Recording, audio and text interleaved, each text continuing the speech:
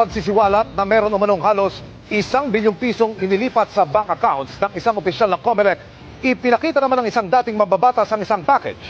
Laman umano nito ang bank records at listahan ng ari-arian abroad ng isang COMELEC official. Nakatutok si Mark Salazar. Ipinakita ni dating Caloocan Congressman Edgar Ericia sa media ang natanggap niya umanong package mula sa Bahamas. Mga bank records daw ito at listahan ng ari-arian abroad ng isang COMELEC official. So, nung binuksan ko, may 14 accounts. Yung isang COMELEC official. 14 accounts sa Seychelles, sa Bahamas, Singapore, Hong Kong.